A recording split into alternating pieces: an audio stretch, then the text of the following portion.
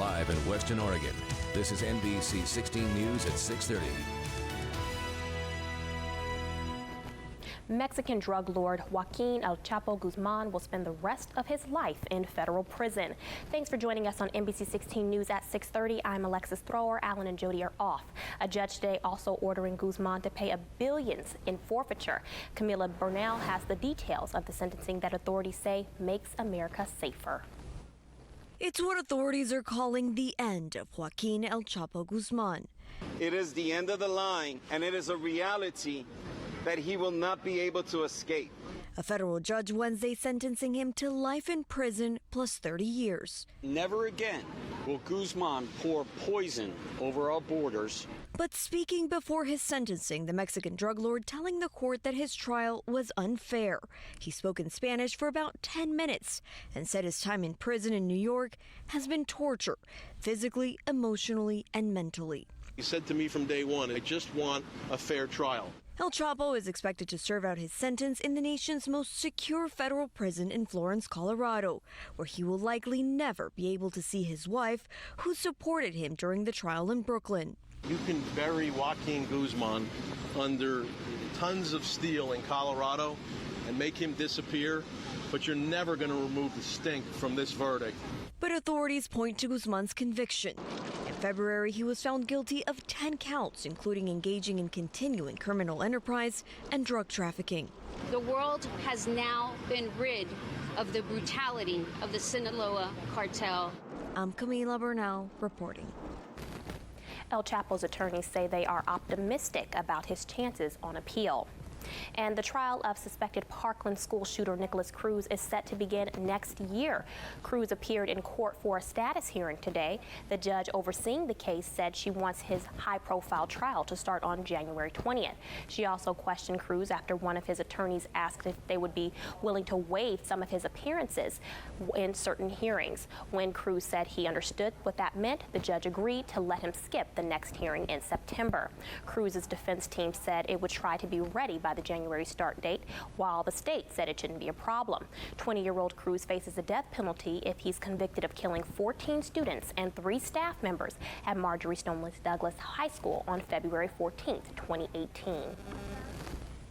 Prosecutors have dropped a case against Kevin Spacey, which accused the actor of groping a young man at a Nantucket bar. The Cape and Islands District Attorney says it is dropping the case because of the unavailability of the complaining witness.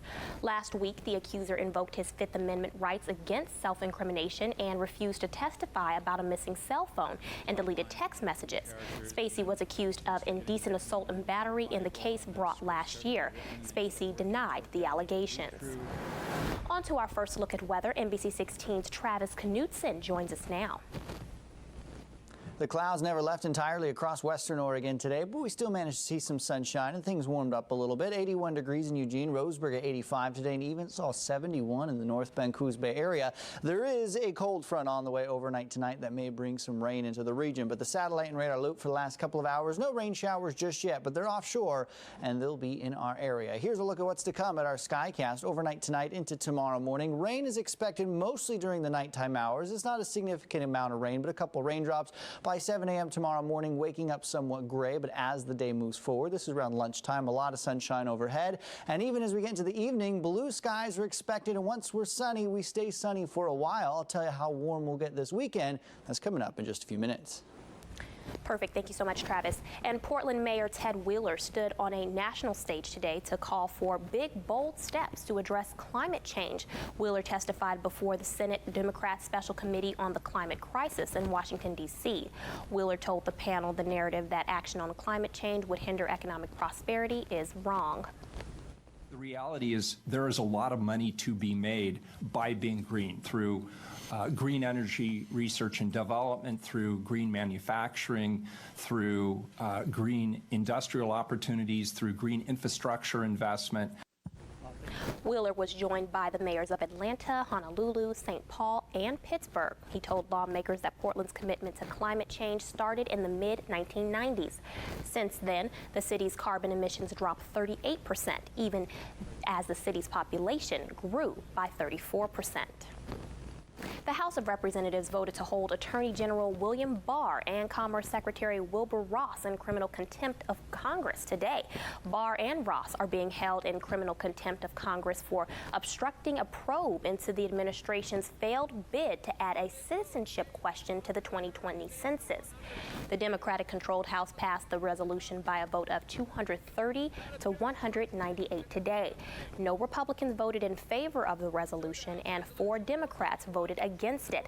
The vote was scheduled after Barr and Ross withheld documents that had been subpoenaed by the Oversight and Reform Committee as part of its probe into the origins of the now scuttled citizenship question. House lawmakers block an effort to impeach the president today as well, voting overwhelmingly 332 to 95 in favor of tabling articles of impeachment offered up by Texas Representative Al Green. His resolution cites the president's recent and inflammatory tweets targeting 4 female representatives of color. It does not mention the special counsel's investigation into Russian meddling in the 2016 presidential election. Coming up next on NBC 16 at 6:30, Eugene City Councilors are proceeding with a plan to get some of the homeless indoors and off the streets. And later in the show, see how local power companies are preparing for wildfire season, including new precautions they're taking this year. News at 6:30. Eugene City Councilors are moving forward with a plan to bring some of the homeless people living in Eugene streets indoors and off the streets. There was much debate on where a proposed indoor shelter is going to be located, and city staff does not know. NBC 16's Tom Adams brings us the report. Front and center is a $1.9 million plan to attack the Eugene homeless problem. The big ticket item here is $836,000 to set up what officials call a low-barrier, few-frills indoor shelter with 75 beds. Staff does not know yet where that will be set up. Most councilors said that should not hold up approval of the total plan. And the question of where it is located is very important, but I don't think that should have to be answered prior to appropriating funds to build it, since we already said we were going to. I think it would be very easy to say, oh, well, we can't find a location, I guess we can't build it. This way, we're saying we want to be a lot more deliberate and we want to really work. Where are we putting it? Other councilors said location is important and that other possible sites are not being considered. The old LCC building, for example, would have a lot of what's needed for a shelter. Another councilor added the city runs the risk of just attracting more people to Eugene who have no interest in getting help. And we don't do anything at all except enable them. And we need to change the system so it stops enabling people who don't want to get well. Otherwise, we're wasting time. But Mayor Lucy Binnis urged the council to not get bogged down in too much detail and delay. That we move fairly quickly, that we not say to the public, okay, we've agreed on this, but it's going to be 2 years before you see anything. The final vote was 6-2 on Wednesday to give the homeless plan the green light. City councilors Taylor and Clark were against that plan. Reporting in downtown Eugene, I'm Tom Adams. New public restrooms are being added in downtown Eugene and will be monitored 24/7. This effort is by the city and comes after fears of safety from the stabbing incident at Starbucks on Broadway. City officials say this is one way to make downtown amenities feel safer and cleaner for everyone downtown. 2 existing bathrooms in the parking structure of East 10th Avenue and Oak Street will be operational in 2 weeks after renovations. A new trailer restroom with air conditioning will be added to the park blocks, and a portable restroom will be added in back of the Eugene Library. We have experience, and cities around the world have experiences, to have public restrooms be effective and be safe and clean. You need to have some type of monitoring service. And so we have a security that will be walking through the 3 sites throughout the 24/7, just making sure they're okay. Visit our website at NBC16.com as Angelina Dixon tells us if monitored restrooms in the past have actually helped with cleanliness and safety. The U.S. blood supply is low right now at a time when patients are in major need. NBC 16's Lauren Negretti has more on how locals can be a help with the national demand. At the farmers market, you can shop and eat locally and donate blood nationally. It comes at a time American Red Cross needs it most. We are in a shortage due to a lot of different things. First, the hurricanes in the east, and of course our own recent snowgeddons that we've had in the Pacific Northwest area. Gordon says summer vacation for schools contributes to the national emergency shortfall. We are at probably a 3-day supply of the regular blood, and we're under 2 days for the O blood. Tara Moore is a first-time blood donor, giving back on behalf of her son, Kellen. My son here has had 4 blood transfusions in his 1 year of life, so I feel like it is my duty to do it, to give back to those that gave to him, because he wouldn't be here without it. He was born 2 months premature with a birth defect and has had 12 surgeries. It saves little lives like this, and I think that it's really important to give, and I know because it's touched my life, and now I will try to advocate. You could schedule an appointment and donation on American Red Cross's website. The donation truck will be back here at the farmers market mid-September. Reporting in Coos County, I'm Lauren Negretti. For the first time in decades, the number of people dying from drug overdoses appears to be falling. That is according to a new report released by the CDC today, which shows that there were almost 68,000 overdose deaths last year. However, the data is preliminary, so experts caution the number may increase, and they believe the total will be around 69,000. But that is still below the 70,000 overdose deaths that were reported in 2017. The decline has been credited due to a decrease in the number of people dying from opioids. Turning to weather now, NBC 16's Travis Knutson is standing by for a look at what's coming up in your full forecast. Hey, Travis. Not much rain is on the way tonight, but a few rain showers are possible with lows cooling down into the upper 50s. Tomorrow, a lot of sunshine is expected in the afternoon hours, and our high temperatures really warm up this weekend. I'll show you that forecast coming up in just a few minutes. Travis Knutson. Calling today a mostly cloudy day across western Oregon. We did have some sunshine overhead, some blue skies, but the clouds, well, they were sort of with us as well. And you can see here in our time lapse of the Willamette Valley for the afternoon hours where the clouds were plentiful overhead. Sunshine still breaking on through. Tonight into tomorrow, we'll see a lot more cloud cover and the opportunity for some rain. But once that passes, which it does overnight tonight, blue skies is what we'll see as we wrap up the work week and head to the weekend. That really helps to warm temperatures up. But here's that satellite and radar loop for the last couple of hours. We have clouds moving in across the Willamette Valley. And notice these clouds out here across the Pacific. That is our next cold front that'll bring with it the opportunity for some rain tonight. It's a pretty weak cold front associated with a storm system up in British Columbia. But this is the little bit of disturbance we have in the atmosphere to bring us some rainfall. It's this cold front that's moving on through.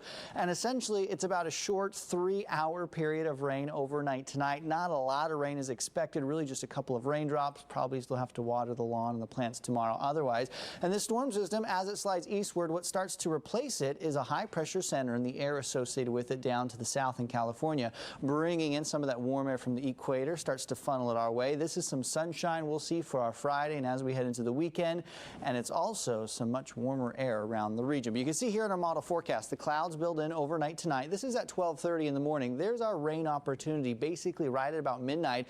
Shortly after that, those clouds start to clear on out. At 7 o'clock in the morning, a couple rain showers still lingering across Douglas County, but they don't last for too long. And then by 3, 4 in the afternoon, this is at 4 o'clock, sunshine overhead. And once we see that sun, it's with us for the rest of the week and into the weekend. Now here's a look at our model forecast, how much rain is on the way for our area. And it's really not a whole lot. Basically, you'll see nothing, or at the most, you'll see about 1/10 of an inch of rain. The showers will be very hit or miss. So everybody faces the opportunity to pick up some moisture, but nobody faces the opportunity to see a lot of rain overnight tonight. Now, as far as our temperatures go tomorrow, upper 70s for the area, which is still below average for this time of year.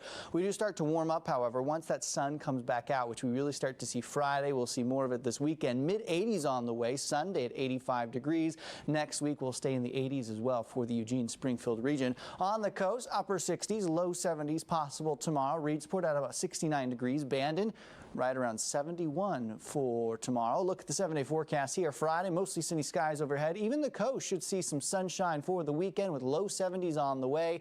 That's above average for this time of year, nice and dry. The only opportunity for rain are the few rain showers we'll see overnight tonight. For the Umpqua Valley, mid to low 80s for those highs tomorrow. Winds from the north at about 5 to 10 miles per hour. Skies will start somewhat gray early on in the morning, but they really clear out quickly by 3, 4 in the afternoon. Roseburg should see mostly sunny skies overhead. Friday will be a mostly sunny day as well. This weekend, a lot of sunshine there and starting to get close to that 90-degree mark. I'm not quite sure anyone will get there on Sunday, but mid to upper 80s is what we have to look forward to, with all the sunshine helping to drive those temperatures upwards across all of western Oregon. Perfect. Thank you so much, Travis. And last month, Pacific Gas and Electric Company in California settled a lawsuit for $1 billion after the company was blamed for downed power lines that caused 14 deadly fires. NBC 16's Alex Thrower took a look at how local power companies are preparing for wildfire season, including new precautions they're taking this year. They're blamed for multiple deadly fires in California. And here in Oregon, power lines were responsible for a half-acre fire near Mistletoe Hill Lane in Douglas County on Saturday. We've seen actually an increase locally here over the last 5 to 7 years in power line-related fires. The Douglas Forest Protection Agency, who responded to the fire, says it was caused by a downed Pacific power line. A line will break or, something fails in the system. The utility company says the power line was down after a tree fell on it.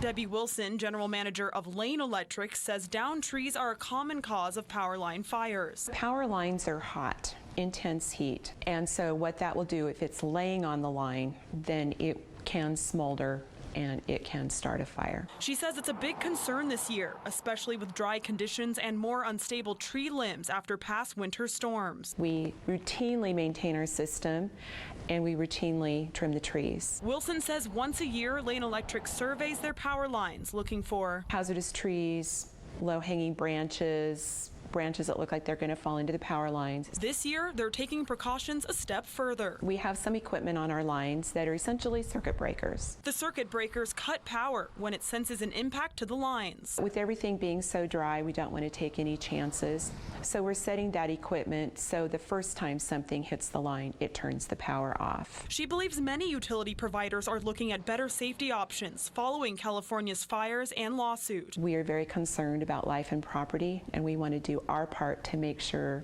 nothing happens. Learning from the past, making changes for the future. I'm Alex Thrower reporting. Wilson says if you ever see a downed or unstable tree near a power line, call your local power provider. She says utility companies rely on these reports, especially in rural areas. And coming up next on NBC 16 News at 6:30, local 4-H students are preparing for several agricultural competitions at the Lane County Fair. More on their work leading up to the Animal Showcase. I switched to Liberty Mutual because they let me customize my insurance. 16 News at 6:30. Lane County Fair is only 1 week away, and local 4-H students are preparing for several competitions. The fair kicks off with a showmanship competition next Wednesday, where students show off their ability to walk, control, and communicate with their animals. The animals are also graded on their overall health, weight, and shape. Last year, a local 4-H member was up against her brother and took home the grand prize. I feel like my shot is good, especially in showmanship, walking my pig around. I feel good in that. Visit our website at NBC16.com as Cassandra Gutierrez brings us more from Sandra and her mother as they show us how they are preparing for the big show, what 4-H has done for them, and what it takes to be grand champion. Green Hill Humane Society will have a grand opening for their newly upgraded facility next week. After 13 months of building and over 5 years of planning, the Green Hill dogs have moved out of their First Avenue shelter and into an upgraded space up the hill. NBC 16's Christelle Kumway stopped at the shelter and has some updates. Oh, there we are, sorry. This energetic bundle of joy is Fry. He's adorable.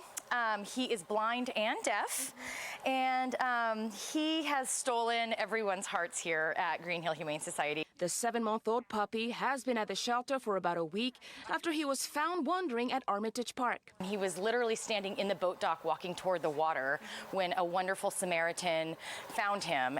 Because he's blind and deaf, him getting in the water could have been detrimental. Green Hill Humane Society recently upgraded their facility, giving them more opportunities to take in pets in need. We have 2 brand new kennels, state-of-the-art. We also rebuilt, refurbished our cattery, added catios, so some of our cats that really want to be outdoors can still have outdoor access. Last year, the shelter helped over 3,400 animals, so now the upgraded facility means a higher capacity to provide services. We are absolutely thrilled. This will help not only so many more animals, but so many more people. It'll help more animals like Fry in need of a loving, caring forever home. There is a really special person out there that will be taking him home because he is pure love. Spreading a little joy and a little love as only a puppy can. To be this happy without sight and hearing is pretty magical. In Eugene, Christelle Kumi reporting.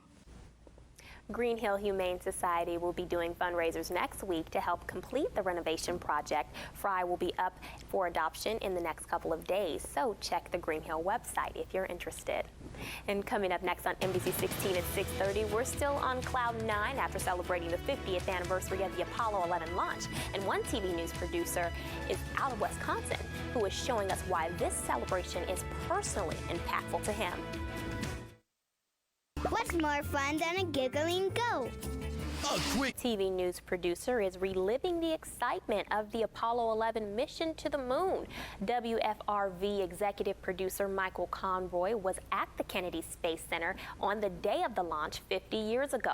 His father was working for a local TV station at the time and was filming the live event so millions of Americans could watch history happen. Of all the memorabilia, though, he's collected from the Apollo mission. Conroy says his favorite items are the photos of his father working the camera. And thank you so much for watching NBC 16 at 6:30. I am Alexis Thrower. I will see you back here at 11.